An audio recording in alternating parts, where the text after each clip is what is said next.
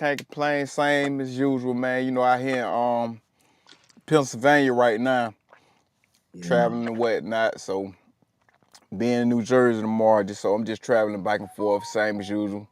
that's what's up, man. But we ain't gonna hold the audience too long, man. It's already 8 o'clock, and we're gonna get right to the BS today. So I feel like we've been starting with college football. I mean NFL. The last first 2 weeks we've been starting with NFL.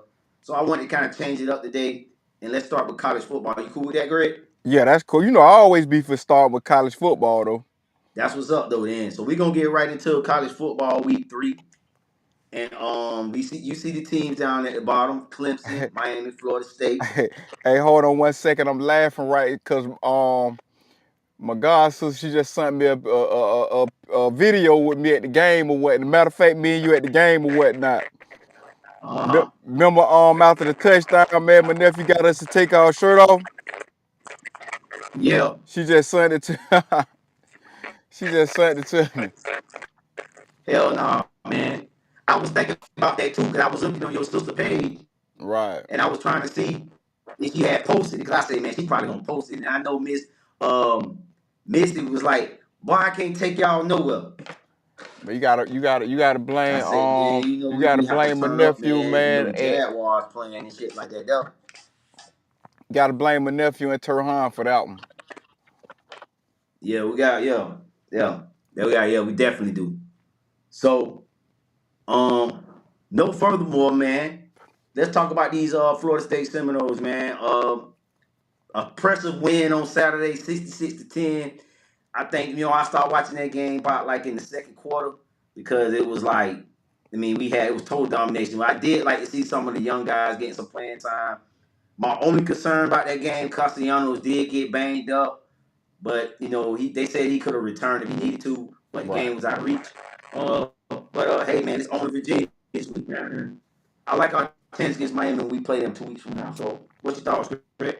Oh, you know what I'm saying? I don't want to look ahead because playing on a Friday is, always it haven't always been favorable to us. So we definitely gotta get past Virginia first, man. Get past Virginia Tech first.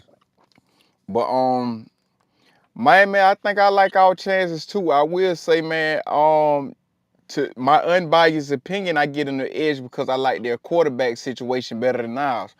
But it's like I said before, man, when we looking at college football, it's not always about the better quarterback. Most time it's about the more athletic quarterback that wins the game because you tend to be able to do more with athleticism in college than a pro style quarterback because everybody that's in college is not up to date with the pro style offense or how a quarterback play. You get what I'm saying? His quick reads and things like that there. And even when you look at the defensive side of the ball, so a lot of times, man, you look at athleticism, man, that can outdo a pro style quarterback. And you think about it, man. And I brought this up. You look at Michael Vick. Michael Vick almost sent us in, man, by himself in the national championship. And everybody know we had when you look, I mean Vic was the better quarterback, as far as athleticism, but you look at far as a passer, whatnot, overall passer, you have to give it to Chris Winkie. I mean, yeah, even though Chris Winkie had been in college, I mean, what he was like 28 Long at the ass time or something time. like that. Yeah, so but like and you can when you look at the history of the game, you can go to numerous examples of like the more athletic quarterback outshine the more pro style quarterback. Yeah, man. I mean, like I said, you make some great points, and I think the biggest thing for me when it comes to this Florida State Miami game is Carson Beck. Man, it's gonna come down to Carson Beck because some things I took away from that game. Carson Beck, his deep ball is not all that good. That interception Cromartie McClain made. Now that was a hell of an interception, but he baited him into that interception. And then it Right, seemed like after that interception, Miami started like they got conservative passing wise. I'm gonna just say that. And right. it seemed like to me that they know something about Carson Beck that we don't know. And I think Florida State gonna be able to exploit it. When you look at the competition they played, not knocking Notre Dame, but I think Notre Dame is a good team, but they don't have a good defense this year. And you just look at all the other cupcake teams they played. Florida was a good game. And I think that was really maybe their first major test was Florida playing against a good defense. Right. But I like our chances, man. I think Carson Beck will get exposed against Florida State. Right now, Miami riding on a high horse. They deserve it. They played a tough schedule. They played Florida. They played Notre Dame. Outside of those, those teams, you know, uh, they deserve the right to talk. But I think Florida State gonna end that shit, man. I don't trust Mario Cristobal, bro. And then one other thing I would take from the Miami team too defensively is they had made a mention that the new defensive coordinator he just got them playing aggressive, and then one of the announcers was watching that Florida game. It was like Miami defense take a lot of bad angles, and I think a guy like Gus Malzahn would exploit that. Oh yeah, absolutely, man. I think to be honest, that's one of the reasons why I praise us so much because of our coach. You know what I'm saying? Our coaching staff. And that's the reason why I'm critical of Miami due to their coach. You know what I'm saying? I always think Miami got the talent. I think Miami, you know what I'm saying, the last couple of years, I think Miami had outstanding talent on their football team. But I think the thing that has been holding them back is Mario Cristobal.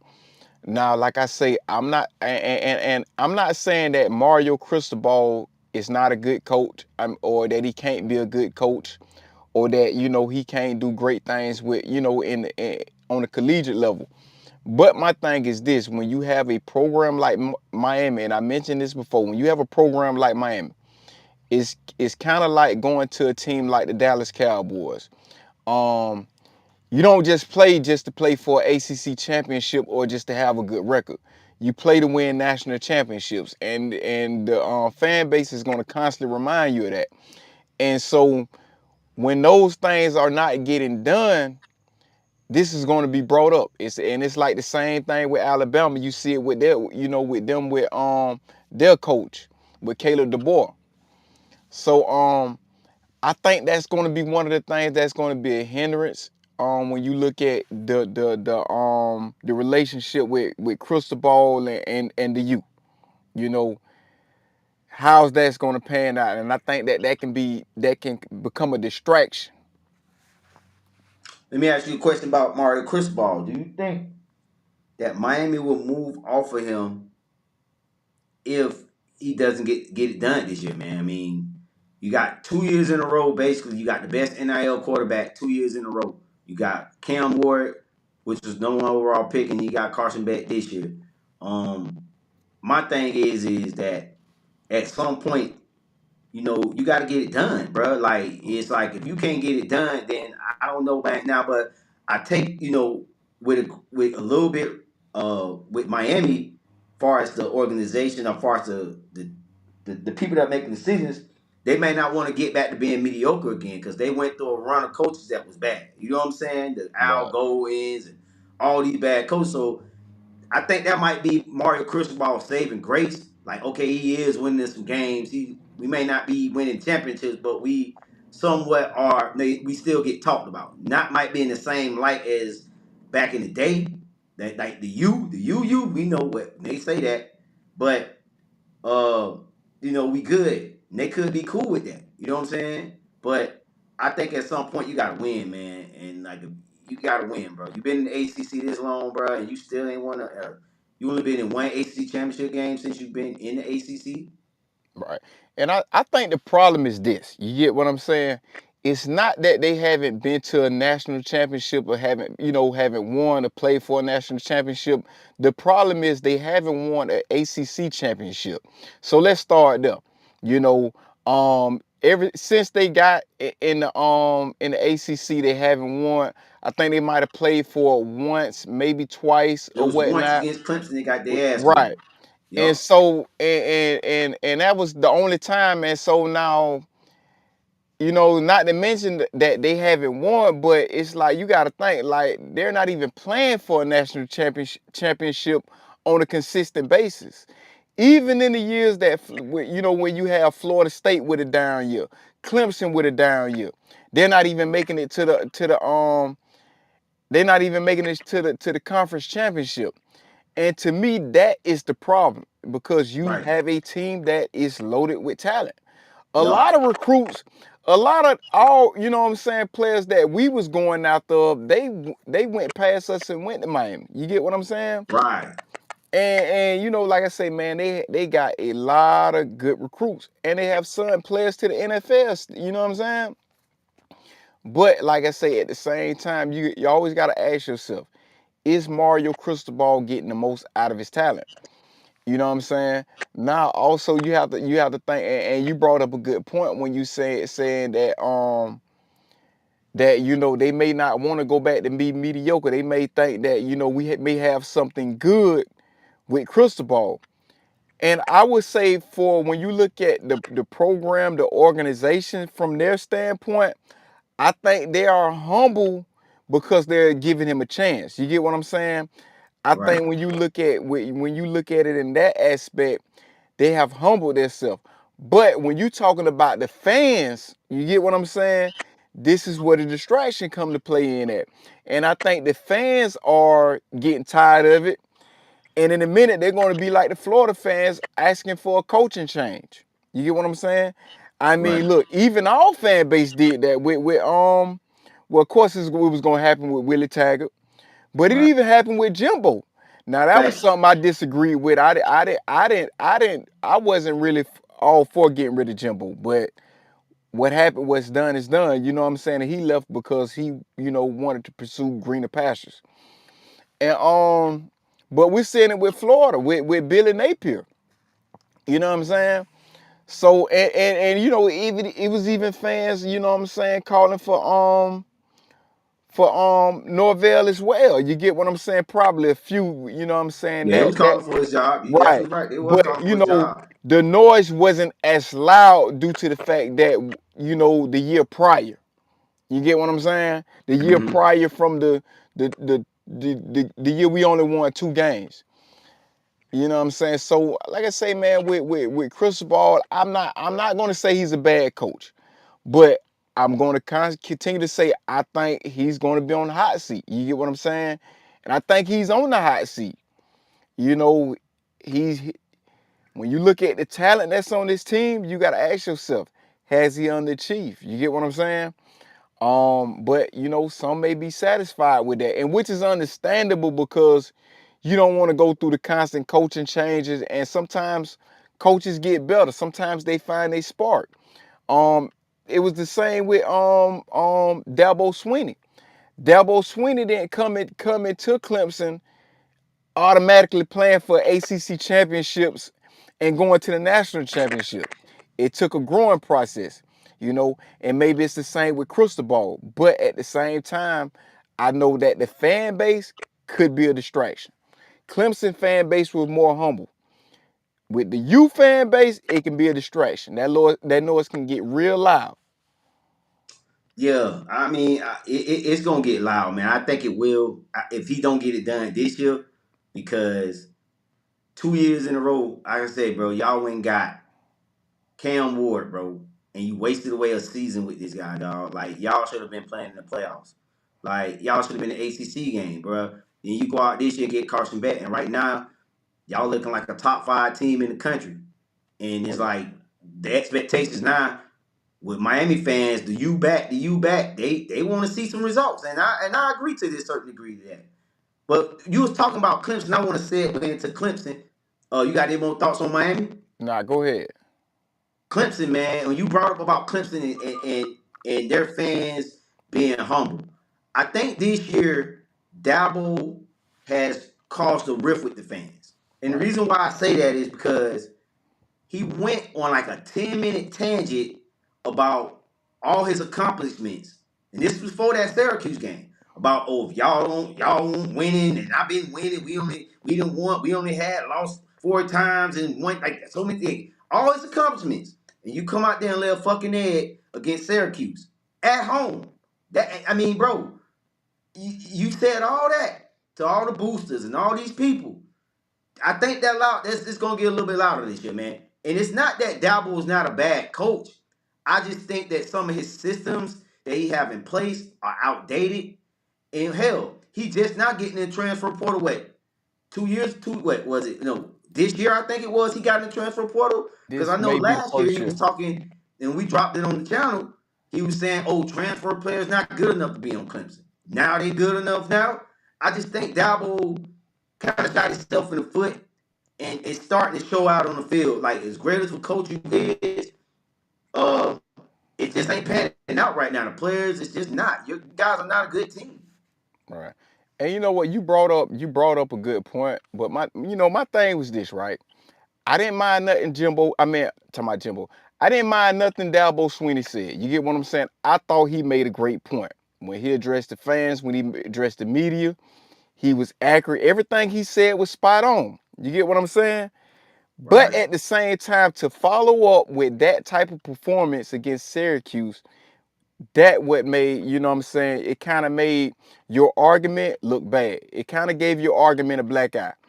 And we know he's a good coach. We know if and he said this, if Clemson was to let him go, it'd be other teams knocking his door down. You know what I'm saying? Blowing his line up. Facts. You get what I'm saying? But to follow that up with that type of performance, you get what I'm saying? It gave what you said a black eye. But at the same time, what he said, I agree with. But you have to follow up with results. You get what I'm saying? When you right, when you when you're going back and forth with the fan base that support you, you get what I'm saying? You gotta deliver with results. You get what I'm saying? And like you say, and now, like you say, Clemson fans are not as humble as they was when Dabo Sweeney first came in. And just like I mentioned earlier, when he first came, he had that grace period because he was unproven. Now we right, see what you can do. You get what I'm saying?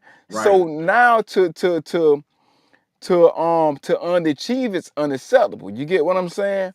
right, And it's not the fact that it's not that if you was to lose against Florida State or Miami or one of the top hitters or whatnot, is the teams you're losing to, the teams you're facts, struggling with. And facts, not to mention facts. when you came into the season with a Heisman hopeful in Cade Klubnik with Right, a with a loaded roster with tons right. of talent around. You get what I'm saying? Unacceptable. You absolutely right about that, man. And and I think another thing is too, when you look at that Clemson loss against Syracuse, Syracuse was a 13 and a half point underdog in that game. Kind of like how we went into that Florida State Alabama game. They had the same spread, 13 and a half Right. points. And for you to lose that bad, the game wasn't even competitive. It was like Syracuse came in your trap and took over your trap. Mm-hmm. And that's what it was, bro. It was no, I mean, it looked bad because Cade Klubnik has been there.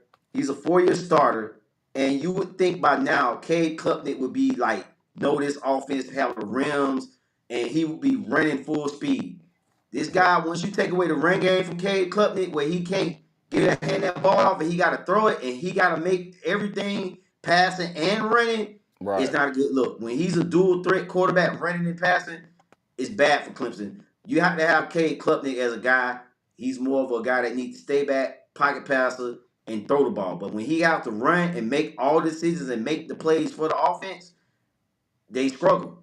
He's not like a Michael Vick or even a Tommy Castellano who's got very athletic. He got wheels, but he don't got the wheels to create plays. You get what I'm saying?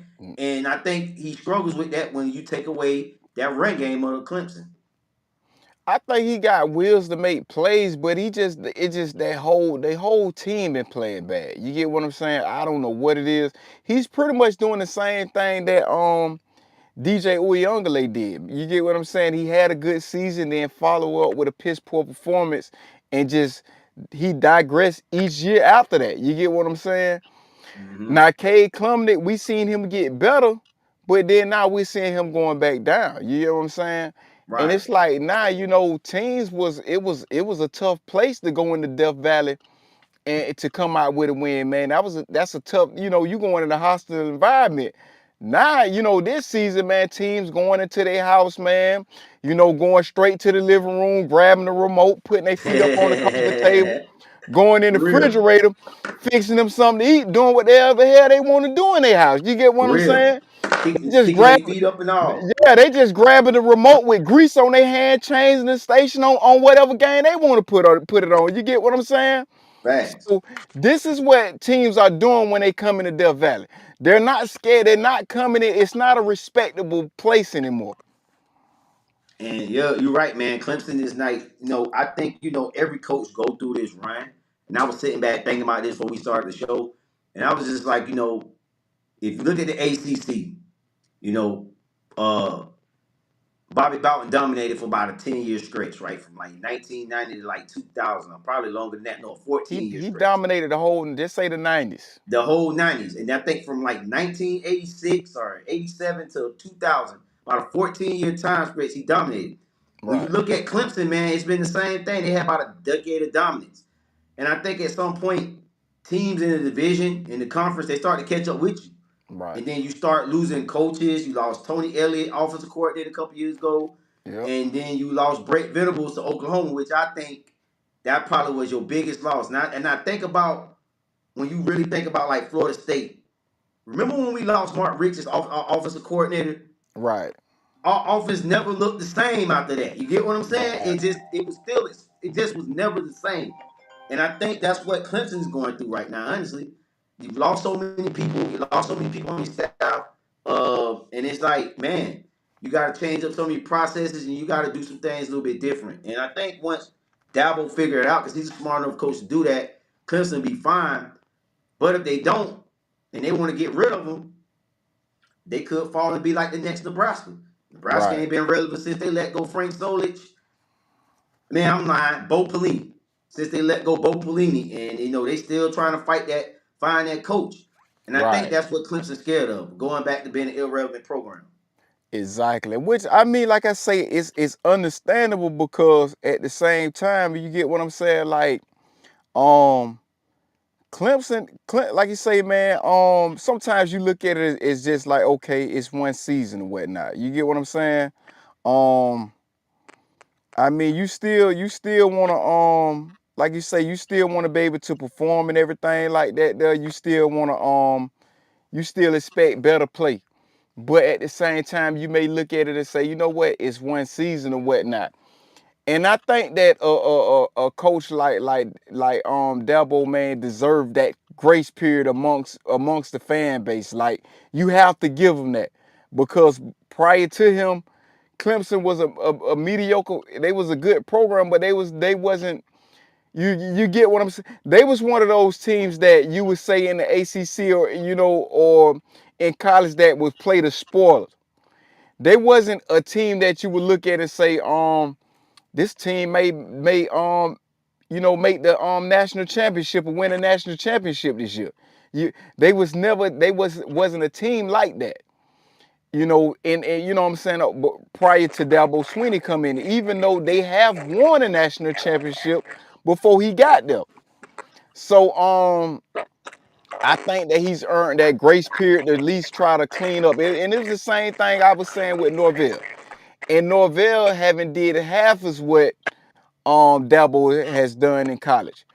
But at the same time, I would say that, and I said that about him, I say he's earned that grace period. Give him time to clean it up. You get what I'm saying? But at the same time, and I got to go back to this, when you go before the camera and you make these type of statements, regardless of how true they is or not, you have to follow up. You get what I'm saying? You have to Facts. follow up, you know, because you didn't come, let's be honest, you didn't come into the media with a humble approach. You get what You I'm didn't. saying? You felt like Right. some, and I understand it. I understand it. You did not come in there with a humble approach. But at the same time, do not go, you know what I'm saying, go into that matchup that you know what I'm saying, playing against Syracuse at home. Don't wait till then to humble yourself then. You get what I'm saying? You got to keep that Right. same energy on the field. I feel you. And I agree, man. And since we talking about coaches, man, I want to talk about Florida a little bit. I know we said we was gonna talk about Nebraska, but I'm gonna tie UNLV into this Florida conversation because Dan Mullen over there doing his thing in UNLV, and it looked like they might be the non-power five school to get into the college playoff. Right now, they sitting at 3-0, and Wow. like if they went out, as long as they beat Boise State, if Boise State can kind of somewhat be, a good game, and they can be like somewhat, if they can be ranked by the time they play, because they play in like a couple weeks. Uh, I think UNLV gets in, and it's crazy that if UNLV gets in, Dan Mullen was y'all last successful coach, Florida, and you let him go because he didn't. And granted, he had his. It wasn't all just the organization fault. It was his fault too. He didn't want to recruit and all this other stuff. But you had to make that situation work because since you let him go, y'all been losing, man. Your coaches you had hasn't been great, and Right. it'd just be crazy to see the coach y'all let go have success somewhere else, and then y'all in Florida like, well, that was Right. our coach at one point, like, you know what I'm saying? So, what's your thoughts on that, Greg? Um, the thing is this, man, like I say, and I always felt like Dan Mullen was a good coach. That was always my thing. I always said, man, I felt like they should have kept Dan Mullen. You get what I'm saying? Right, Um, but I know that if he was to make it to the college playoff, that's going to be the narrative. You get what I'm saying? That's facts, all. That's going to be the narrative that listen, man, y'all had a coach or whatnot, and that could have led y'all that y'all could have had success with, but it didn't happen. So I think that that's going to be the narrative if that was to happen, especially how bad Florida playing as of right now. You know, facts, Florida's not looking good. Um, they getting slapped upside the head like crazy. So and to me, that would be a false narrative because we know that that would be a false narrative that would be put out because we know if Dan Mullen was there, like, UNLV is not playing against nobody. They're not playing SEC caliber opponents, right, you know. And we know that Florida had a tough schedule last season and a tough schedule this season. Last season they overachieved. I gave them their props. That what made me look at Billy Napier in a different light. Okay, maybe he is a better coach than what I think he is. You know what I'm saying? right, But this season, and I don't even put it on him. Like you say, man, you got DJ Ladway throwing interceptions to everybody. He passing out balls to the other team like Oprah passing out cars. You get a cause car. You you get a ball. You get a ball. You know what I'm saying? He just for passing them out real, to everybody. You get what I'm saying? He making shit a whole god doggone secondary get an interception, man. facts. So so you have to look. So you have to take all that into account, though. You know what I'm saying? But that is something that will get brought up, though. Yeah, man, and I mean, I feel bad for Florida fans. Well, I don't feel bad for I Florida don't fans. feel bad I for don't him. feel bad for them because they was talking a lot of shit before the season started. Yeah, But I don't feel bad I for him. mean, for Florida fans, I think that if UNLV gets into this playoff, do you think they will spin the block back with Dan Mullen? No, I don't think so. I think they're gonna look elsewhere. Um, I don't think they're gonna go backwards. You hear what I'm saying? The reason they left that situation because they left that situation. You Okay, know, like I say, UNLV is not facing the same caliber opponents that Florida's facing in the SEC. So I think that like I say, man, I think they move forward with that situation right there. I would be surprised if they did. And I okay, think if they did, Dan Mullen gonna want more money because he's gonna have the leverage. thanks. I think what the biggest thing is with a lot of between Florida, Clemson, and some of these schools that's known for winning, winning tradition when it comes to college football. I think a lot of people don't want to be like Nebraska, man. They look at Nebraska and they see like it's been since like the early 2000s, what 2009 maybe 2010. It's been about a 14 over a decade. Nebraska football has just not been good. And Right. even with Frank Solis, he had like a 67 and 27 record. He won a lot of games, but he never went to a national. I think they went to maybe what? Nope, they didn't go. They went to a couple bowl games, but they didn't go to no natties. Right. So when you've been to a school like like you said, it's hard to follow up against great coaches. when Tommy Osborne left Nebraska, they got Bill Callahan from the Raiders. Went changed the whole offense up because Tommy Osborne was an old school option wing T type running coach. Right. Changed that up to West Coast offense, and the program just been going down ever since. And then when they got Frank Solis, no, not Frank Solis, but um, Bo Pelini, they started winning some games, but it was never to the success of Frank Solich and Tommy Osborne. Like you said too early on, when you following up greatness, it's gonna be hard to do. And fans, I hate to say it, we get spoiled. We get used to winning so much that we think we're supposed to win forever, and then we go and replace a coach, and they don't do the same job as other coaches. Like then we get into this constant cycle of trying to find coaches. And I think you gotta be patient. You always preach that great about the coaching carousel. Coaches, they gotta be patient. The organization gotta be patient. But I think that's what everybody's scared of. Nobody wants to be a modern day Nebraska. Right. And that's what Florida is looking at. That's what Clemson looking at. Those schools are both in a situation like what we do with the coach. I think Napier's out the door this year regardless, but who you gonna hire though? And I think that's the biggest question with Florida is who you gonna hire. And with Clemson is okay, this guy's getting cocky. Maybe he's past his prime. Maybe we go a little direction. But then again, who we gonna hire? And Right. who can this program stay relevant? And those questions that they got the organizations and the university got to ask themselves. Right. So let's talk a little bit about the Big 12, man. I know we'll get on the Big 12 and then we can segue into some NFL talk. Texas Tech, they won over the weekend. They beat Utah. I had Utah winning that game. I didn't think Texas Tech was that good, but they playing like they're the best team in the Big 12. We know that Colorado. I don't think we don't think Colorado gonna win it. You got Nah. BYU, and then you got Kansas State, and then you got Iowa State. And these are the guys that have been there playing, and everybody's kind of like naked in the Big 12. There's no one separating themselves, and I think right now, Texas Tech might be the favorite, man. You know what I'm saying? The offense is clicking. Um, the transfer guys that they brought in, they it seemed like it was a knockout, kind of like a similar situation with Florida State when we brought in Jared versus those guys. Right. And it's just seeming like everything that they did in the transfer portal this year is working, and it's showing this year, man, with Texas Tech. But Man, it's kind of hard, man, when you looking at the Big 12, man, because nothing's over there is consistent. You know, we thought that we would probably see that because you got to think the teams that were consistent was like Oklahoma, Texas.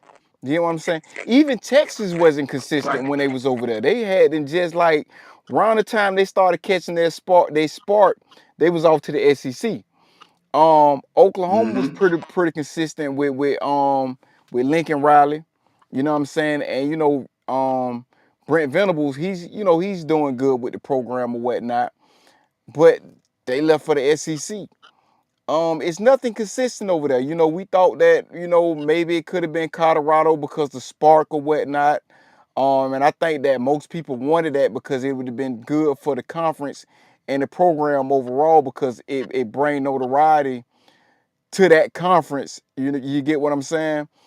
right, But I mean, it's that's my biggest thing. It's nothing consistent. Like it was even times I thought Utah win it, mm-hmm, and they got plagued with injuries or whatnot with Cam Rising. You know, um, it was times where we thought where a few of us thought Colorado had a shot last season, but they lost. But I mean, I think they played for, but they lost though. You get what I'm saying? They came close, right, they lost. You know, I think they kind of like a little bit behind this season. Like I say, man, it's kind of hard to call when looking at that conference right now. You get what I'm saying? Because they kind of the conference that kind of get looked over because everything else out there. You know what I'm saying? right, And even behind the ACC, but ACC has been playing better this year. You know what I'm saying? right, And I guess due to the fact because a team over there, you don't expect whatever team come from out of that conference, you don't expect them to win or nothing like that there. So you're not even looking at them. You're not even considering this conference because you're looking at, okay, the winner of this conference, when they go into the playoff, it's just going to be an easy win for another team. This is how they're being viewed right now. Right. So I think that it's going to take for a team to emerge and be consistent to gain that type of respect.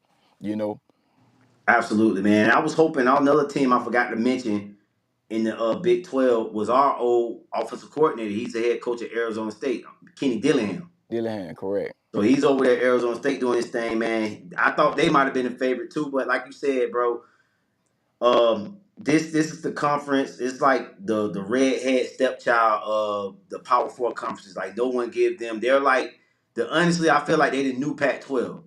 correct. You know what I'm saying? So, but we gotta But see. even Still, but even the Pac-12, like well, damn, did they have consistency? You know what I'm saying? Because even with them, I mean, well, they did at one time with Oregon, in USC, not too they had long their ago. little run with Pete Carroll. Then yeah, but like I say, they run with Pete Carroll. Then Oregon came along. Just Oregon didn't never win a national championship. You Right. know what I'm saying? And they probably was like let's say like almost 10 years removed from that era. Probably is Mm-hmm. 10 years. You get what I'm saying? Right. Um, but since then it was nothing, and it was really nothing consistent. Like Pete Carroll made the Pac-12 fun to watch. Chip Kelly made the Pac-12 fun to watch, watching these teams or whatnot, you know. And so now they get looked at, but it's nothing that's over there in the Big 12 that's fun to watch. Well, we would say Colorado, you know what I'm saying, because But they I not mean, fun to watch this year. Their yeah, offense look bad, yeah, but man. They not fun exactly. to watch this year. But it's like, you still look at this team like, dang, something to cheer for or whatnot. You know what I'm Got to. saying? But that brings excitement to the conference, but it's nothing over there. You get what I'm saying? Really ain't. But I mean, Really I ain't think over there, that, man. and if Coach Prime don't have this program winning consistently, you know what I'm saying? That may even fizzle out. You know what I'm saying?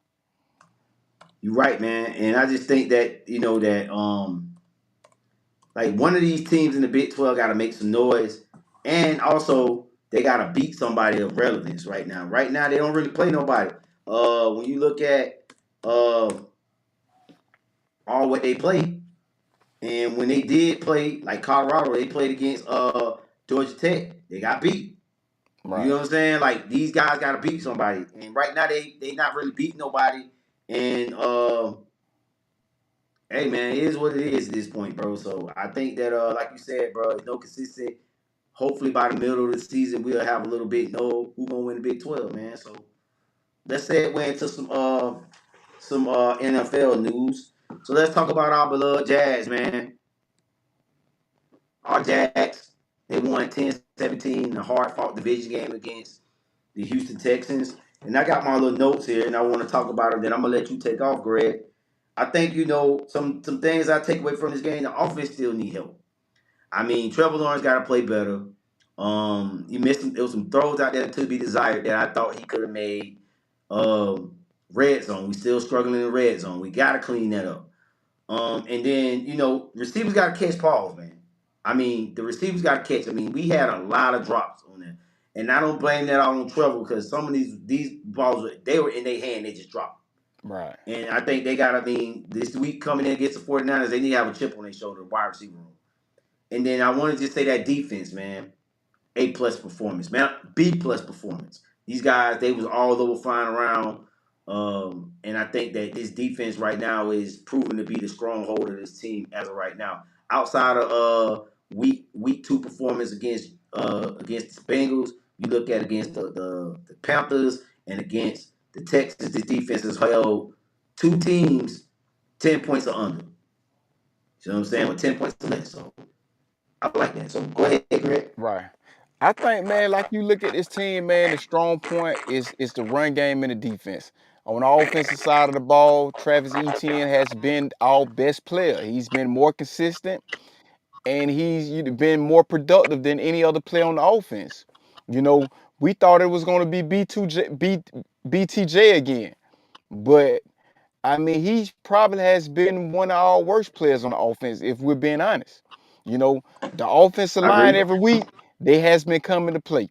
You know, Trevor Lawrence, it ain't all bad, it ain't all good. You get what I'm saying? He have I will say, in part, and I guess due to his role being minimized and whatnot, he's looked better with getting the ball a lot quicker, you know. And I think if some of these balls are being caught, it'll actually make him look better. But at the Mm-hmm. same time, too, if it's not going to happen, Trevor has to throw better as well. You know what I'm saying? He has to minimize his turnovers, you know. And so, but like I say, man, on all offense, man, ETN has been our best player. Our run game and our O line has been the bright spot of our O line. The defense, man, like I say, man, defense might be middle of the pack, but they getting the job done. The turnovers, the tackles for losses. You get what I'm saying? Um, Dudes, they've been looking good, man. They've been looking good as a unit. You know what I'm saying? Right. Um, Jordan Lewis, he's been a standout player. Eric Murray, man, he's been getting the job done, man. Tyson Campbell playing better than last season. That's to be noted. Um, it be sometimes he may get burnt here and You there, already know he but is. at the same time, I will say this about Tyson Campbell. He has made up for times he has got burnt. But at the same time, when you're going against a premier receiver like Jamar Chase, that's to be expected. You get what Facts. I'm saying? Yeah. So he played good against Nico Collins this week. So I would say, like, man, all things considered, he's playing good. He's playing good. So I like what I see out of our defense, and I like our chances, man, against San Fran this week. You know, no Nick Bosa, he's out. Um, I don't think George Kittle is playing. Um, and also, I think Matt Jones probably going to be the starter again. You're absolutely right, man. The defense has been doing this thing, and Jordan Lewis, whether you know it, I think he's right now top five in interceptions right now. Okay. With three. And one thing I will say about the Jaguars that I do like is the fact that this year this team is constantly fighting, and that's one thing that I felt like in past years that we didn't do well. Yeah. We would get down like especially in that game on Sunday. I'm pretty sure at least 75% of the Jaguar fans thought we was gonna lose that game because the Texans was driving. It was less than like 5 minutes left in the game. Could be the last. This could be the game winning drive because Jaguars ain't gonna do nothing. Did nothing in the second half. Nothing on the offensive side of the ball. These are the type of games Jacksonville used to lose, and for Right. them to pull it out, I was impressed. And I think that's something that I think you can hang your hat on when we go over to the 40 and we play the 49ers. That this team is going to continue to compete, and they don't never think they're out of a game. Right. Exactly. Exactly. So, you got any more thoughts on the Jaguars, Greg? Nah. Nah. Nah. Okay, so we're gonna talk about some games in the NFL. Let's talk about that game that happened last night, man. This Ravens game and Lions game, and I thought that game was pretty impressive because I thought the Lions was gonna lose. I'm like they're gonna be 1-2, and Dave Campbell gonna have to do some soul searching. But they went out and played good, man, and it looked like they was the more better. They was the better team, the better prepared team, and the Ravens at times out there looked lost. Lamar Jackson, even though he had he threw the ball particularly well last night, he had some bonehead plays like that fumble. I mean, then you got your boy Derrick Henry. He acting like Travis Etienne last year, fumbling the ball and shit. Like damn, like you was like you like got butterfingers. So I'm just thinking, that the Ravens got to that run game back going. How they used to get the confidence back with Travis, Derrick Henry not fumbling the ball. And I think this Ravens team will be fine, man. I mean, they're 1-2. It's not the end of the world. You can still turn your season around, but you got to start winning some games. And the thing is you open up division play, and I don't know, man. You got the Bengals playing well. They Shit, play the everybody in Chiefs that next division week. have won a game. Yeah, they play the Chiefs next week, man. I would say this, man. You know, it's pretty much they shooting themselves in the foot. If you look at Baltimore, like teams are not just beating them; they shooting themselves in the foot. Now I give credit to the Lions because they look like what Baltimore usually look like. And I'm talking about very creative design, play call, and everything like that. Though, um, they looked very creative, man. They were just doing what they wanted to do on the offensive side of the ball. But like I say, man, I think that Baltimore has been shooting themselves in the foot with the turnovers. You get what I'm saying? Derrick Henry, man, with the fumbles or whatnot. I think he got what 3 this season or whatnot. Yep. And Yep. that's not like him. You get what I'm saying? I don't Exactly. I don't remember Derrick Henry ever having 3 fumbles in a season. I That's don't what I'm never saying. I think the only time I remember Derrick Henry fumbling against us that year, Trevor Lawrence second year went up and played him. I think he might have had 2 that game.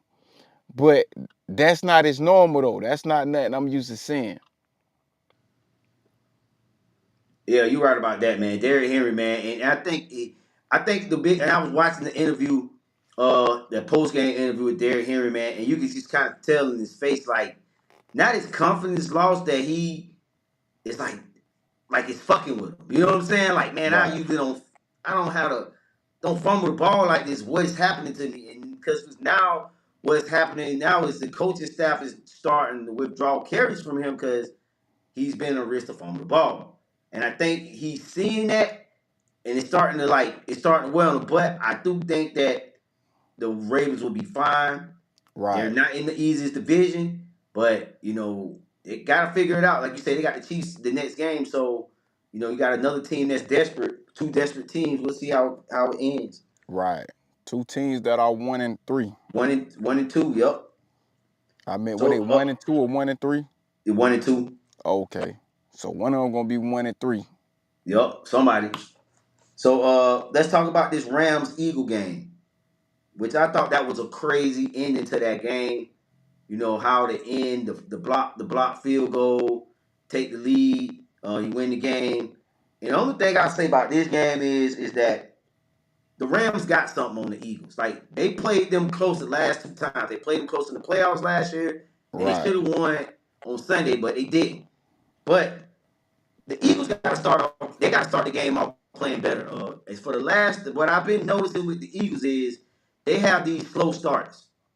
And then it's like they don't get it going to the third quarter or late in the second quarter, and then they want to start picking it up. And I think at some point with these slow starts in the game, it's going to cost you. It's going to catch up with you where the depth is going to be too big for you to come back, or you're going to play fundamentally sound teams and not going to beat themselves, and you're not going to be able to win those games. And I think that's something that Eagle fans, they've been all in my chat. Oh, we still want to win. But it's something as a fan. If I was an Eagle fan, I would be concerned because I think again, you play the right team, you're not going to be able to do that. And I think unfortunately, the Rams in their aspect, they should have won that game. I think, but special teams, man, it's part of the game, bro. right, right. Um, I guess you could say a win is a win. You know what I'm saying? But a lot of times, I mean, a lot of times you don't want that to be the deciding factor. Maybe in a championship game, but I mean, when you looking at like moments like that to survey your team or to analyze your team or whatnot, you're gonna look at how did we get into this position. You get what I'm saying? Now you're gonna look at a team win and say, you know what, we got the W. Hats off to the special team. But you're gonna also look at how did we get in this position. You get what I'm saying? For our special team had to come up and make a play, to win the Mm-hmm. game. So, and now, like I say, man, Rams, they could be a good team. They could be one of those teams that's bumping like that.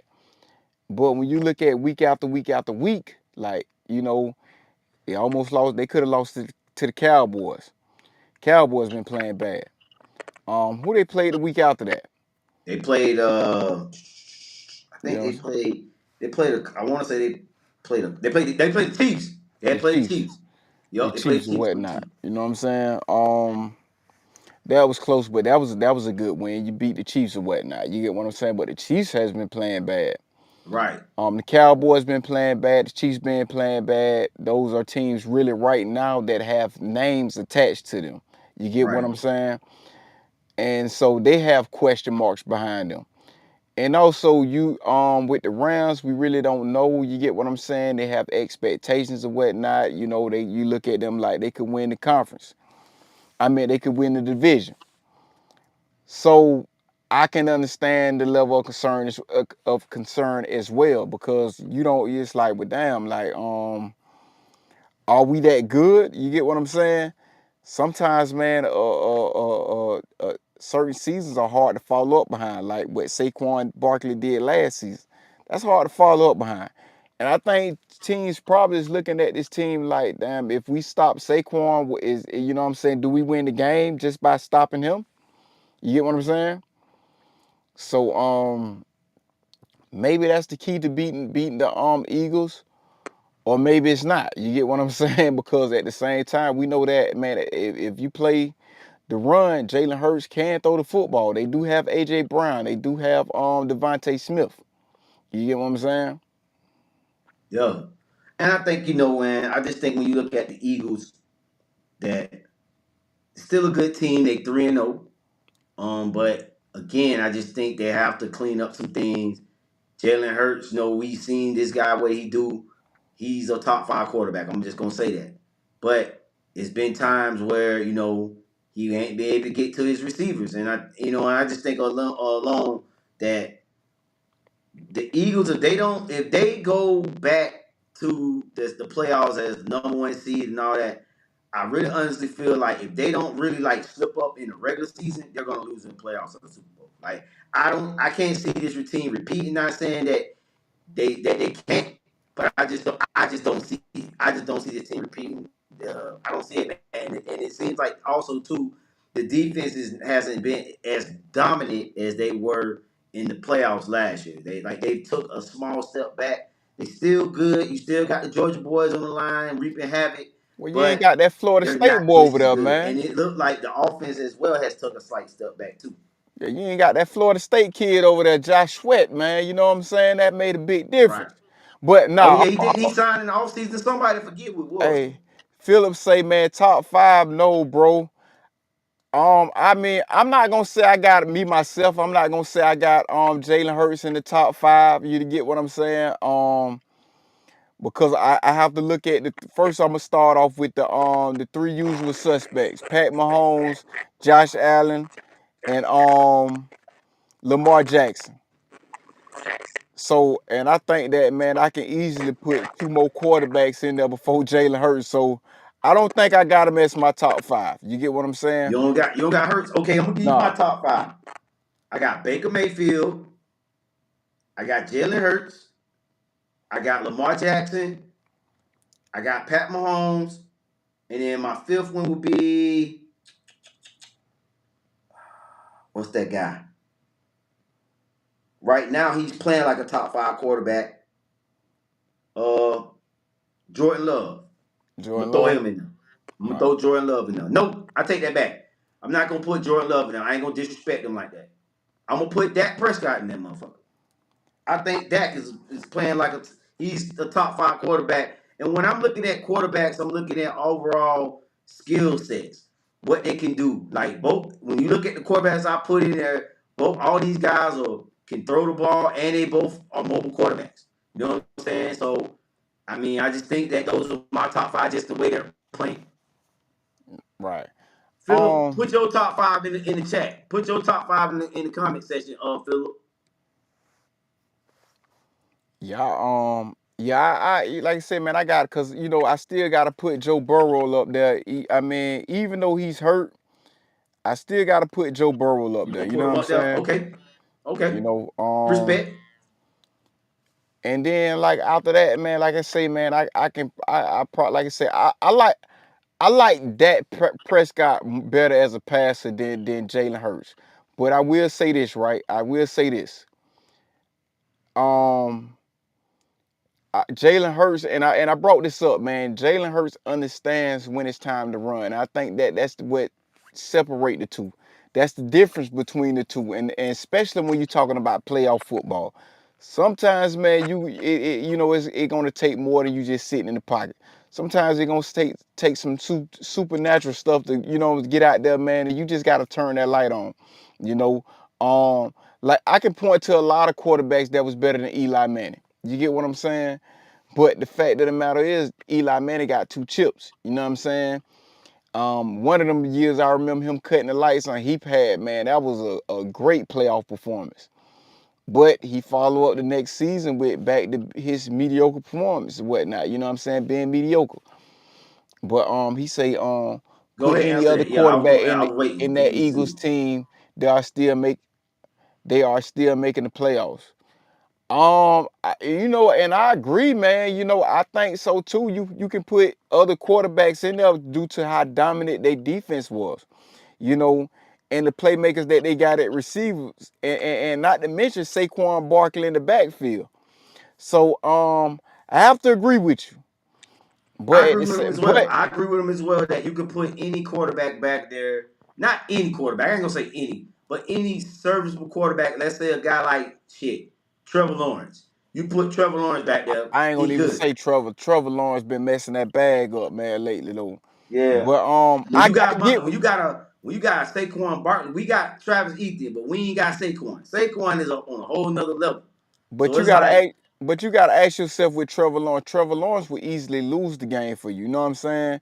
And that's the thing with Jalen Hurts. Jalen Hurts is not doing that to put his team in harm's way to lose the game. You get what I'm saying? So when people bring him up, I meant to say Jalen Hurts. I don't know if I said the right name or not, but you when said, Jalen people Hurts, you right.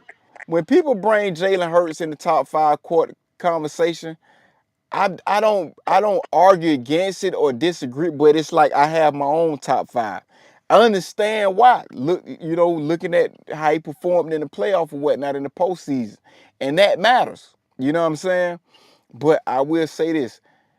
I'm gonna follow it up with saying this. I never had Eli Manning as a top five quarterback, not even close.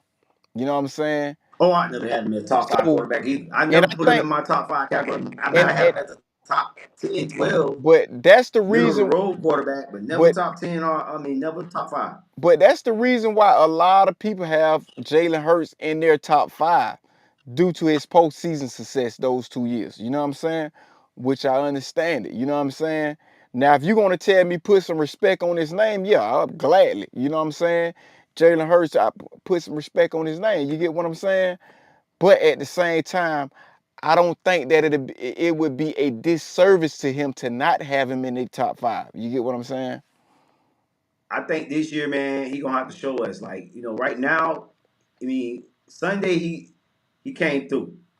The first two games, it was looking kind of suspect. I ain't gonna even lie. He barely threw over 100 yards last week.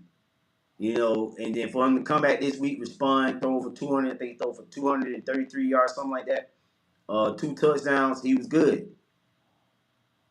Right. But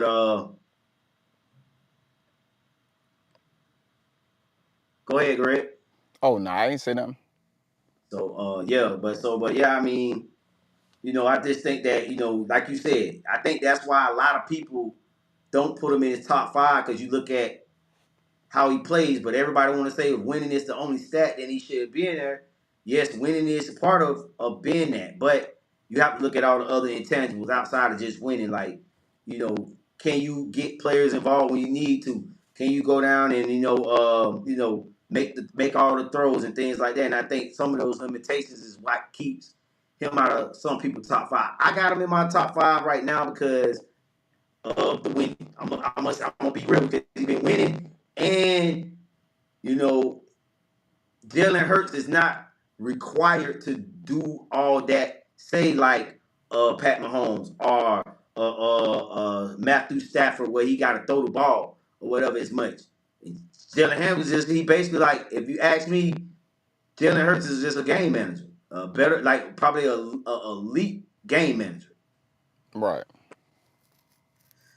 So let's talk about a team in Florida, though, man. And we talk about quarterbacks, man. Let's talk about Tampa Bay and Baker Mayfield, man. They 3-2.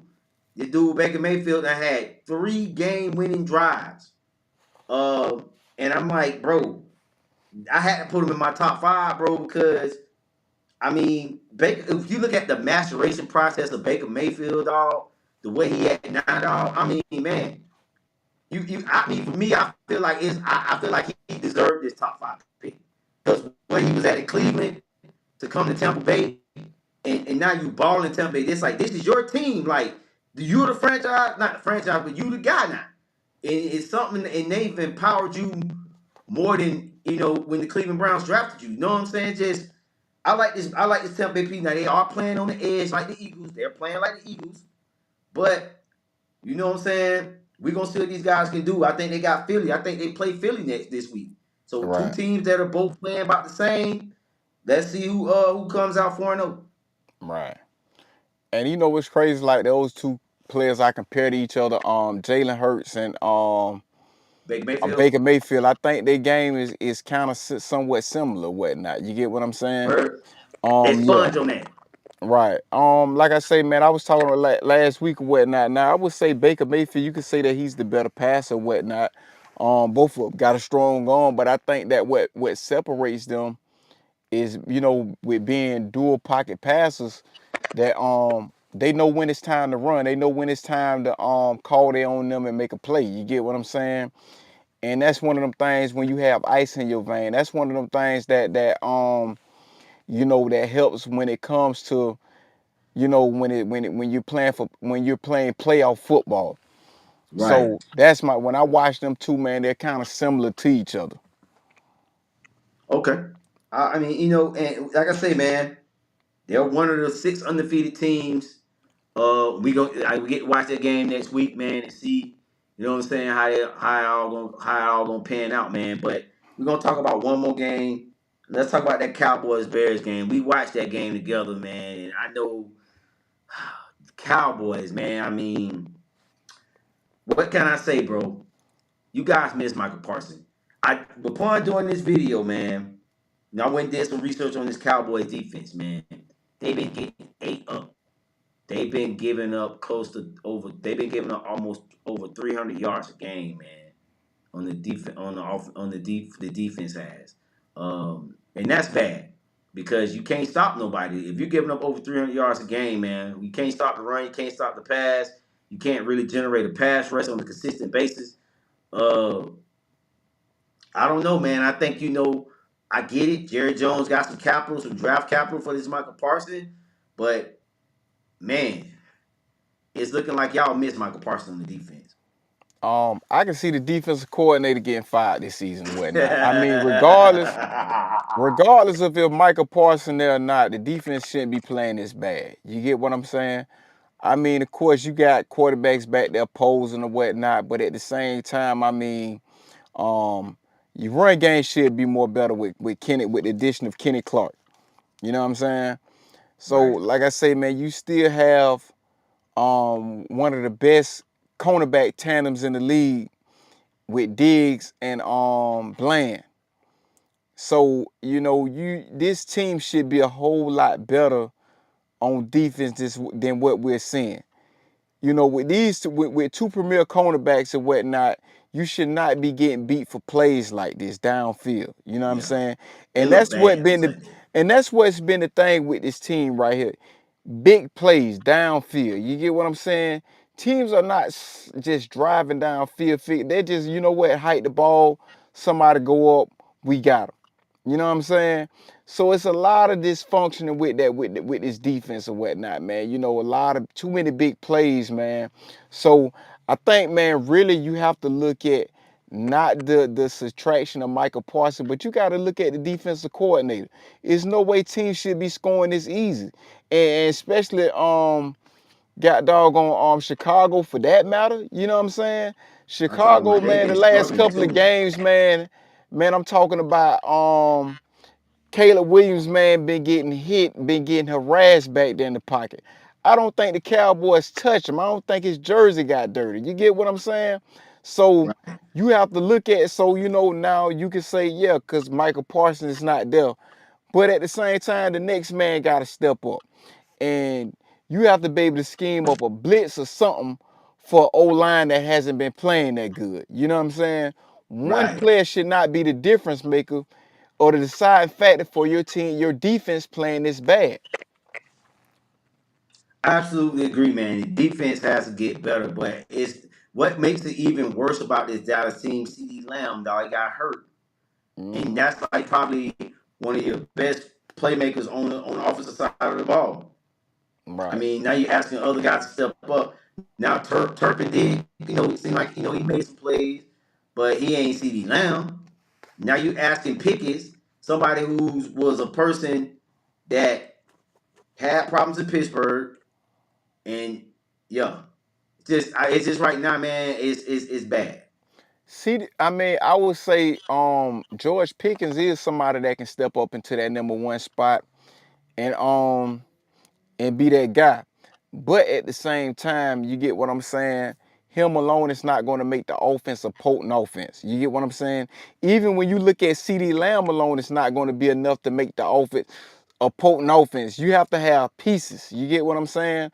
Around your quarterback. It take more than just one person to, to take a team, take an offense and to make it a dominant offense. And this is something that you need considering the fact that the defense is not playing that good. You got to be able to outscore opponents. You got to make up for what you don't have on defense on the offensive side of the ball. So with the subtraction of CD Lamb, your offense is not that potent. Now, it, you know, can George Pickens be a number one? Can he be a threat? Certainly. You get what I'm saying? But him standing alone to try to make up for a defense that probably the bottom of the totem pole this year is not going to be enough. Now, I see what your boy just said, man. He said nothing will ever change with the Cowboys. Jerry Jones is still in charge. They say they are no iron team. Jerry is the team.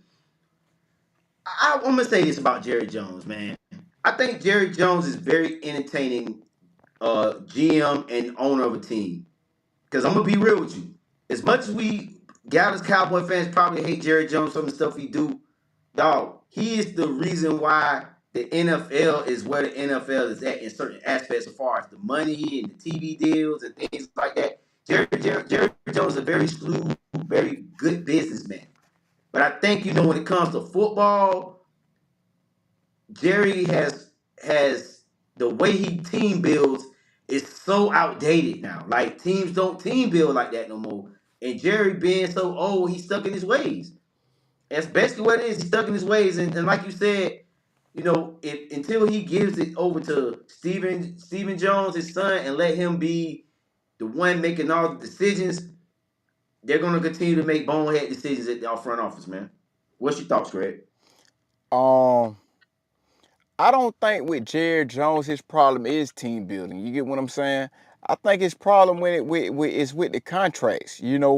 His ego dealing with these contracts and a lot of times, man, you waiting too long to re-sign players. You put yourself in a situation is what like you forced to sign everybody at once and that ticket then got that much higher. Versus when you look at you could have signed Dak last season or whatnot, and you won't have to pay as much. You could have signed Michael Parsons a while ago, you wouldn't have had to pay as much.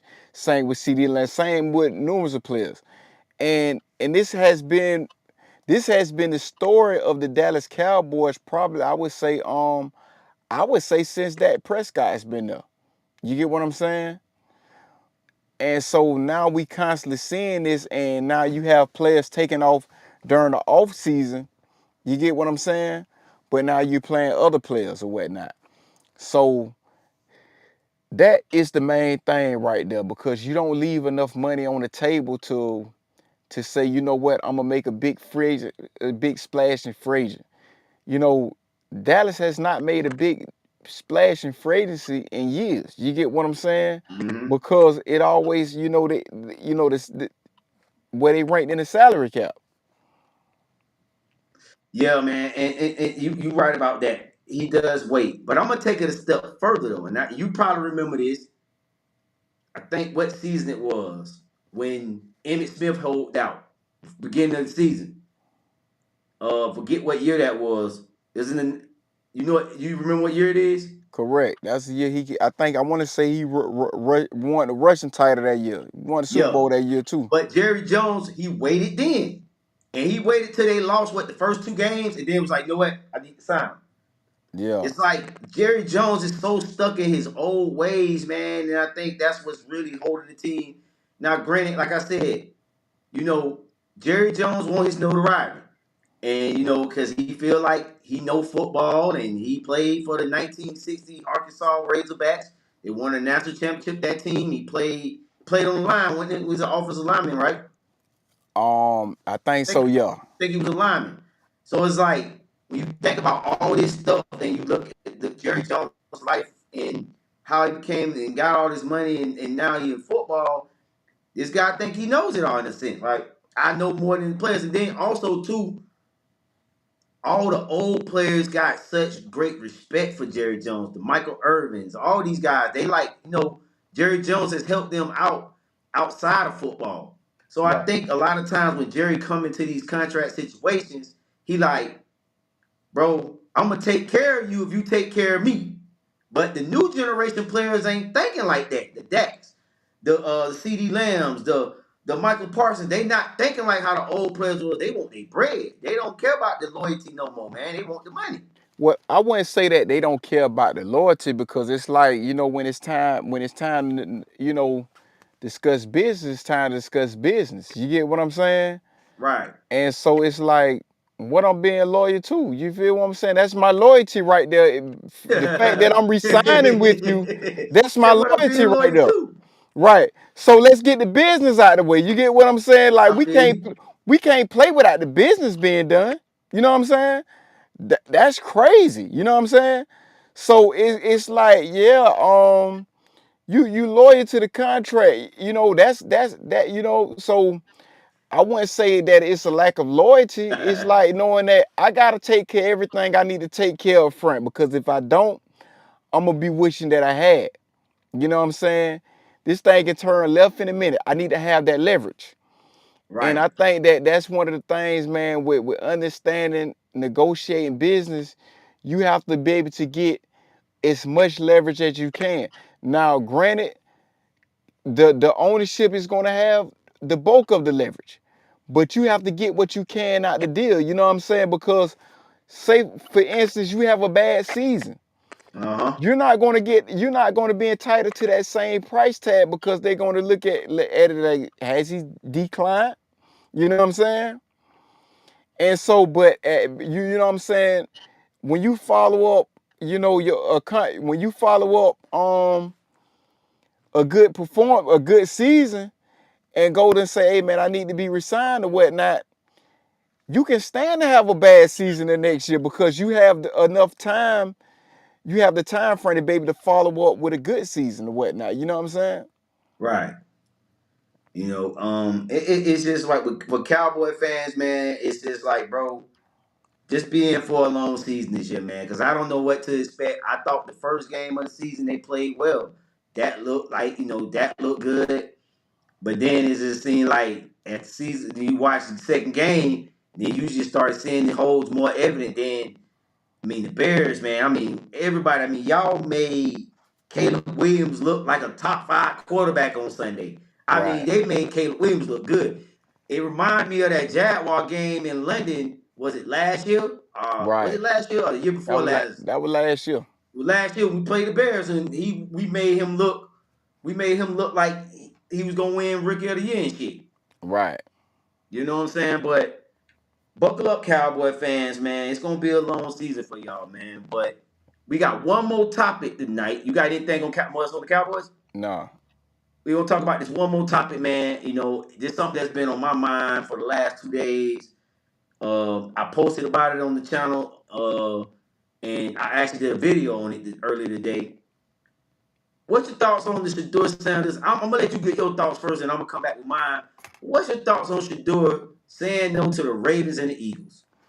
I understand perfectly because you got to think you coming into the draft as the projected number one, number two overall quarterback. You get what I'm saying? And so now you looking at it like this here, like I'm not coming into the NFL to be a backup. I'm coming to be a starter. These are guys that are going to be the starter. They're penciled in as a starter. You know what I'm saying? It's not like going to Cleveland and you competing against Joe Flacco, or you're coming behind Joe Flacco, somebody that's probably going to be out the league maybe next year or 2 years from now. You know, we know that Joe Flacco is on his way out the door.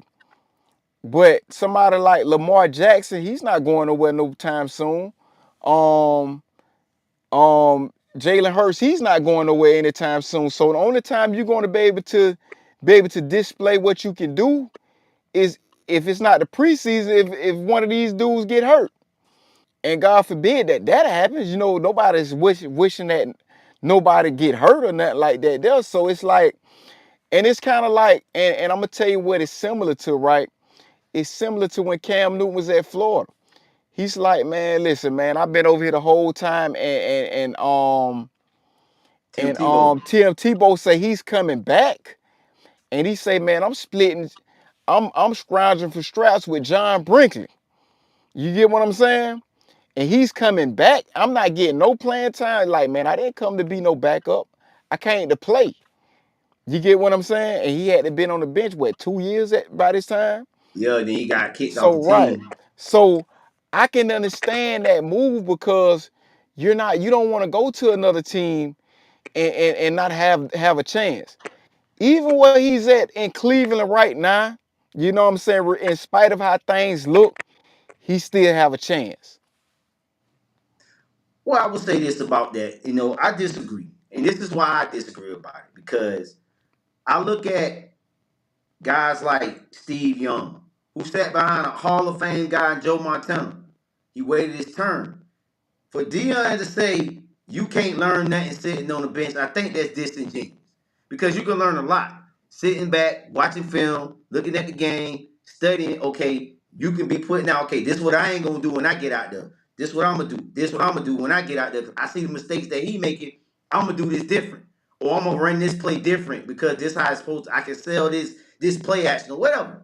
I just thought that, if you want to be great, if you trying to strive to that, to be that, what's wrong with sitting? I mean, we forget. We not wishing injury on nobody, but injury is a part of football. But People forget that one year when Tom Brady got hurt for the whole season, Matt Pascal came out there, won 11 games for the New England. What they did, that got him a contract, a big contract for the Kansas City Chiefs. You know what I'm saying? Made his, you know what I'm saying? So like, you got to look at that aspect of it. And then we have another guy. People forget. Remember when Aaron Rodgers got hurt? It's the year Russell Wilson got drafted. Matt Flynn had played 2 games for the Green Bay Packers and mop up, for Aaron Rodgers. Got a big contract with the Seahawks. That's what I would have been thinking if I was to do it. Hey, I'm gonna sit behind this guy. I'm gonna wait my turn. Cause look at you waiting your turn now, and you run a scout team. So you but not nowhere near the field. but let me You on the ask you scout this. team, bro. What's the likelihood of that's happening? That's a rare situation. You know what I'm saying? So it's like you Well, can't you injuries happen every day. Be in the right. NFL. In, I got to go into in, my injuries in my page injuries in full. happen, but you got to understand this, right? See, when Steve Young came into the league, Steve Young wasn't, you know what I'm saying? He didn't have the notoriety as a Shedeur Sanders. He wasn't, you know what I'm saying? I He get went that. into You right. he You was right. at You right. Tampa Bay. He did not go to San Fran and was just behind Joe Montana. He was at Tampa Bay. You know what I'm saying? Right. Then he ended up going there. He didn't have a choice. So if you wait, and you got to understand this, Joe Montana was on his way out the door as well. So now think about this here. See, these are guys that played behind quarterbacks that you named like Matt Flynn, and you named another quarterback as well. They did not have a choice at what they was playing. You get what I'm saying? Matt Castle. Matt That's the other Castle. quarterback. These guys wasn't due. They came into the league. They was not first round scouts. You get what I'm saying? They was backups. They came in. That was their role to be a backup. Gotcha. Somebody like Shedeur Sanders, and I think you can say this with any quarterback. If if the Ravens or the Eagles would have came at any of these quarterbacks, they would have said, "Hey, what you think?" They wouldn't want to get drafted though. You get what I'm saying? I think every player, if when they come to the league, is teams that they don't want to get drafted to. You get what I'm saying? Because they want to play. You got to think, you looking at it from a competitive standpoint. You want to play right now. Hey, man, I feel like I can come in and win. I want to play. You know what I'm saying? So, like I say now, and this not including the comment that Prime made. I understood what he said. We have to look at some of his comments as somebody that just analyzing the game. You get what I'm saying? But we took his comments as somebody we looking at this Shedeur Sanders' dad. You know what I'm saying? Of course he's going to say this, but I think any fan to feel the same. Any player is going to feel the same way. If I know that I got the talent to play in the league, I'm not looking as I just hope I get drafted. I just hope I get a job. I'm looking at it as I want to go to a team that I can play, that I got a fair chance to compete for a starting position, and I can play. I understand all that what you're saying, Greg, man, and I really do. But I just think that when you look at the grand scheme of things, dog, like yeah, you said all that's fine and dandy, but you gotta look at the outcome. Now look at the outcome. You But the not nowhere outcome is near the not bad field. though. But the You outcome, nowhere near the field. You running scout team when you could have possibly been the second string quarterback for the Eagles or the second string quarterback for the Ravens. You so on the depth chart, even from a depth chart standpoint, you probably been further on the depth chart than you was with the Browns. And then you look at it from a development standpoint. Like, have Cleveland Browns developed any fucking quarterback? No, they have but, developed no quarterbacks. but let me And ask you then, this then shit I though. mean, they ran away Baker Mayfield, and you see what he's doing over in Tampa. You And don't then you look at the Eagles and the Ravens, dog, world class franchise, Super Bowl winning franchise that know how to take care and develop players. That's the part I'm looking at. you don't And think I see what Philip's saying too, but y'all got. I'm looking at the grand scheme of things. Go ahead, take okay, off. I know but you got something to say, but Greg. at the same time, you gotta think you just looking at the process only 3 games into the season. You get what I'm saying? We knew that coming into the season that Joe Flacco was going to be the starting quarterback. You know what I'm saying? Right. We knew that. So of course he's not going to be. He's not the starter. You get what I'm saying? But just like you say, injuries can happen. I like his chances better of being a starter with the Cleveland Browns than with Philly and Baltimore. You know what I'm saying? See, like I say, we can't look at it from a standpoint. Look at it from a player a person that you feel like you're a first round talent. You know what I'm saying? You feel like you I can get where you play. coming at from that And though. so I multiple see what you're saying. and Go so ahead though. multiple teams, you know what I'm saying? You're not going to want to go to a team that you're not going to start it. You get what I'm saying? Like I say, is it possible? Yes. You know what I'm saying? It's possible. But at the same time, the likelihood of it is slim. You have a better chance of going to a smaller school. I mean, going into a one of these teams that don't have a franchise quarterback. And that was the Cleveland Browns. Cleveland Browns do not have a franchise quarterback. So even though he's not starting as of right now, his chances still are better, regardless if he's on the scout team or whatever the case may be. His chances are better with Cleveland to be a starting quarterback than they would have been with Baltimore or got doggone Philly. You know what I'm saying? He got a chance to display his talent, and we seen it's like, okay, dang, he looked good when he played with the first team. You know what I'm saying? Yeah, I mean, and I hear that, bro. And you make some good points, because I didn't really think about it in that aspect of yeah, he considered himself a first round talent. So in that aspect, I totally understand. Hey, I want to get on the field, but the cards you was dealt, you know what I'm saying? You went in the fifth round, then they drafted Dylan Gabriel over you. So that's already an uphill battle. Now, if you feel like I can take his job, I can take that spot, then cool. But it's like, I mean, I just look at the grand scheme of things, bro. When I found when this came out, I was like, I don't know, man. I mean, me, even if I was a first round talent, bro, we look at Pat Mahomes, we forget Pat Mahomes. I mean, it went long. Don't get me wrong. He was only benched only like a year and a little and some change. But he was a backup, and he was a first round draft pick, 15th pick. He sat Okay, a whole year behind Alex Smith. but at the same time, these situations are different. Everybody knew that he was coming in to take over as the starter. Alex Smith, it was not the long-term solution. You know, it's different when you're going to play behind a veteran. That's not the long-term solution.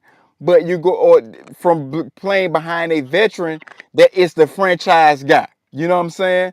Like I said, Lamar Jackson, Jalen Hurts, these guys are penciled in as the long-term solution. They may have at least another 8 years left to play in the NFL. You know what I'm saying? I don't think no quarterback is going to want to wait that long, just sit behind the bench, and we never get to see you. You get what I'm saying? I So get if what you you're think saying. about the time has been that went on, you know, let's think about a contract for, you know what I'm saying? You in your second year, your third year. Nobody got the chance to see you on the field. You still sitting there, you know what I'm saying? So you're what's going to happen is this. You're going to become more of an afterthought. You know what I'm saying? And let's think about this, right? Just think about outside of this being Shedeur. The only reason why Shedeur name wouldn't probably be an afterthought because of his name.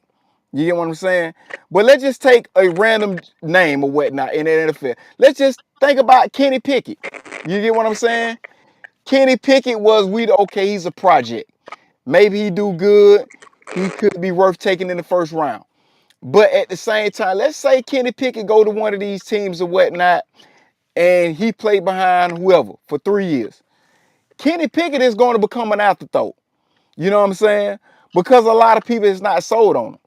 You know, I thought that he would be better than what he is that he's been showing. I thought he was worth the first round pick.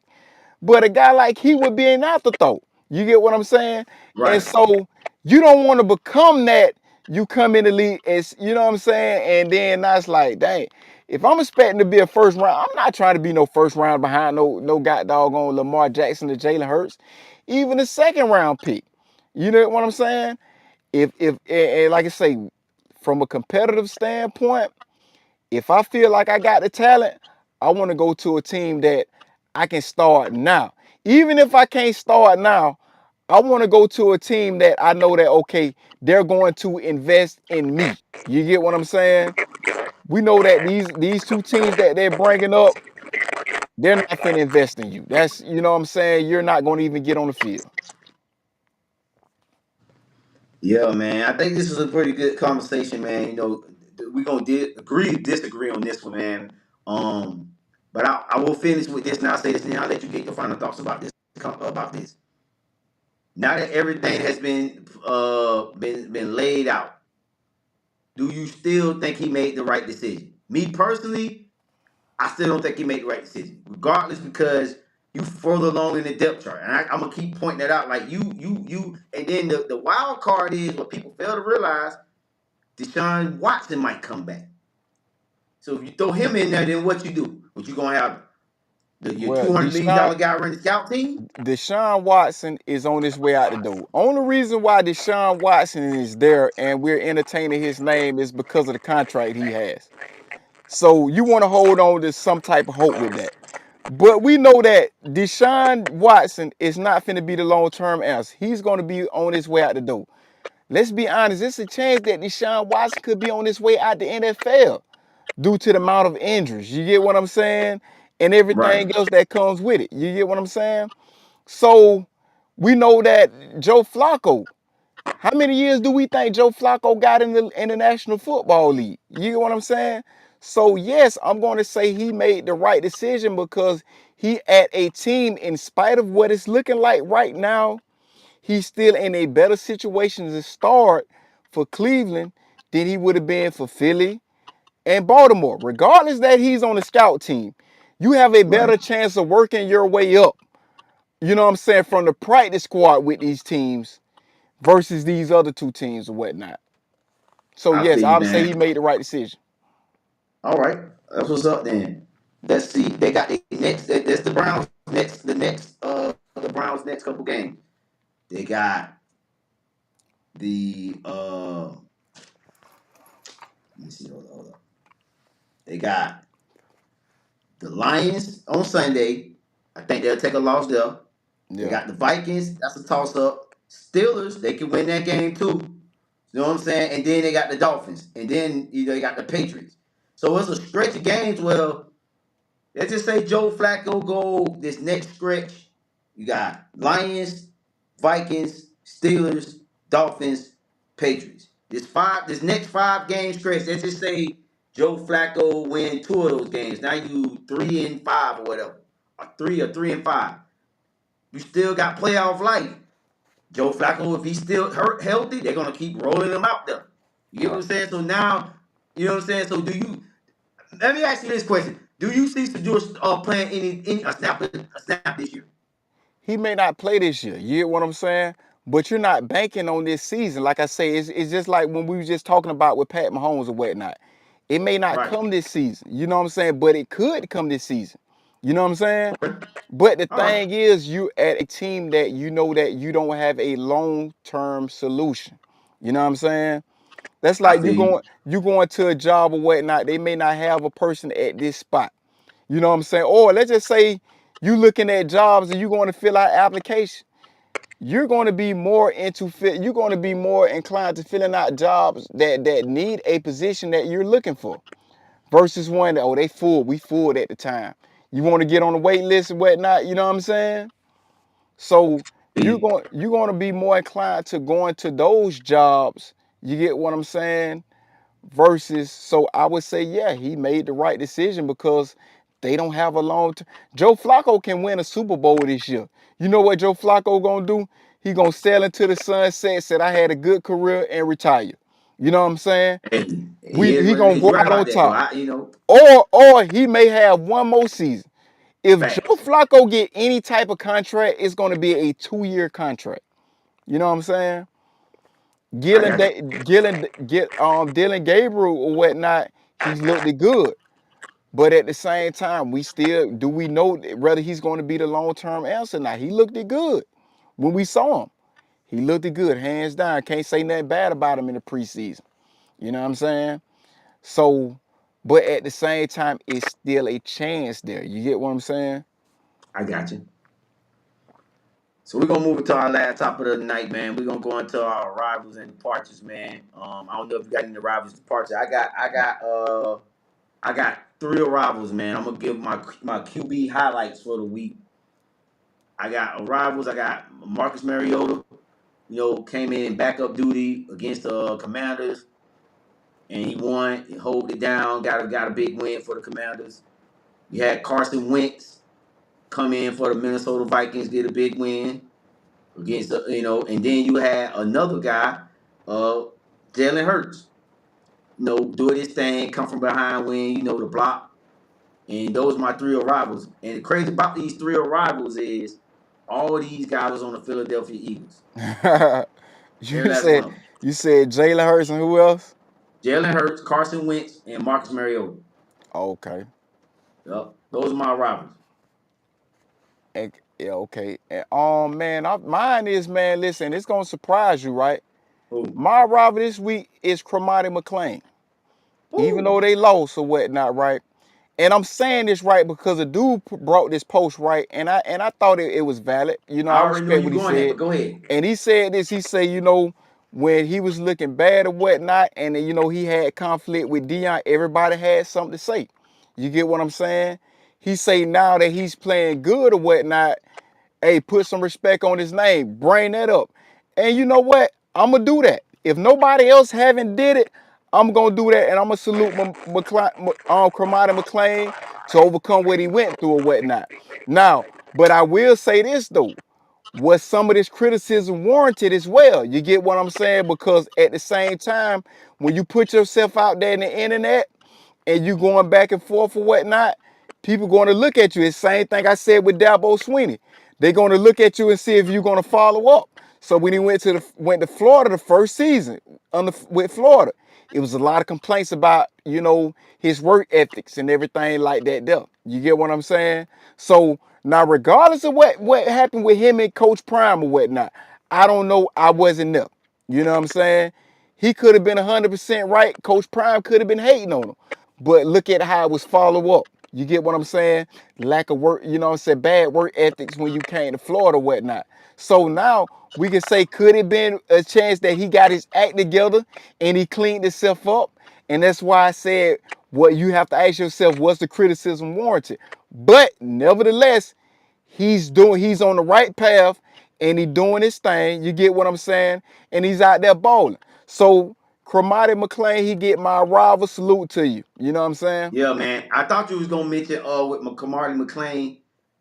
They had him rated the highest rated player in that Florida Miami game on both sides of the ball against the Gators. He was the highest rated player as far as Right. his PFF I grade. mean, So I mean, like I say, I saluted him. He been doing his thing. You know, I said he was balling, and he had the interception. I think. Then he yeah, had a yeah, it he was a had the great interception. interception too. Nice, Right. nice interception. You know what I'm Good saying? interception. So my departure this week, man, is going to be Bill Belichick and the UNC Tar Heels. And the reason why I'm giving him a Bill Belichick that because he clearly has quarterback controversy right now. You don't know what quarterback he gonna roll with, and we'll see this week when Dion play. I think they play Arizona or somebody. If they're gonna stick with Kate and Salters, but North Carolina been doing this seesaw thing with quarterbacks. First, they started with Matt Johnson, the transfer from A&M. He was thinking up the place. Then they went to the young kid and Kia Thompson, the kid coming out Geo, whatever his name. I forget the dude's Right. name. Then they went back to Matt Johnson this week after they was getting their ass blowed out against UCF.